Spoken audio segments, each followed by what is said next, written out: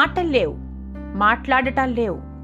రాముడి కోసం 30 ఏళ్లుగా మౌనవ్రతం.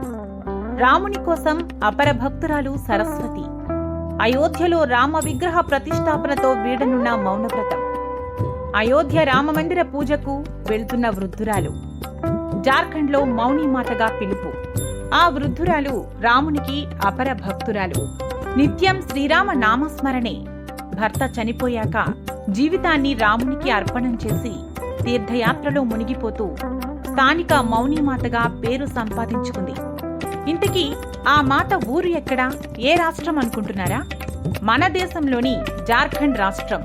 శ్రీరాముడు అంటే ఎంతో భక్తి కలిగిన జార్ఖండ్కు చెందిన 85 ఏండ్ల సరస్వతి అనే మహిళ అయోధ్యలో రామమందిరాన్ని నిర్మించే వరకు మాట్లాడనని 30 ఏండ్లుగా మౌనవ్రతం చేస్తుంది. ఈ నెల 22న శ్రీరాముని ప్రాణప్రతిష్ఠ రోజు ఆమె మౌనం వీడనున్నారు. 1992లో బాబ్రీ మసీదు కూల్చివేత తర్వాత ఆమె అయోధ్యకు వెళ్లారు. అక్కడ రామమందిరాన్ని నిర్మించేంత వరకు తాను మౌనవ్రతం చేస్తానని నిర్ణయించుకున్నారు. అప్పటి నుంచి రోజులో 23 గంటలు ఎవరితో మాట్లాడటం లేదు. ఏదైనా కావాలంటే సైగలతో అడుగుతారు. 1 గంట మాత్రం కుటుంబ సభ్యులతో మాట్లాడేవారు.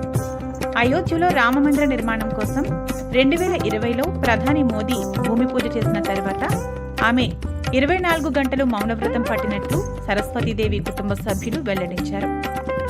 ఆలయ ప్రతిష్టాపన తేదీ ప్రకటించినప్పటి నుంచి ఆమె ఎంతో ఆనందంగా ఉంటున్నారు. సోమవారం రాత్రి అయోధ్యకు బయలుదేరిన దేవి ప్రాణప్రతిష్ఠ పూర్తయిన తర్వాత మౌనవ్రతాన్ని వీడనున్నట్లు ఆమె కుమారుడు తెలిపారు. స్థానికంగా ఆమెను మౌని మాతగా పిలుస్తారు. సరస్వతి భర్త 1986లో చనిపోయారు. అప్పటి నుంచి ఆమె తన జీవితాన్ని శ్రీరాముడికి అర్పించి నిత్యం తీర్థయాత్రలో గడుపుతున్నారు.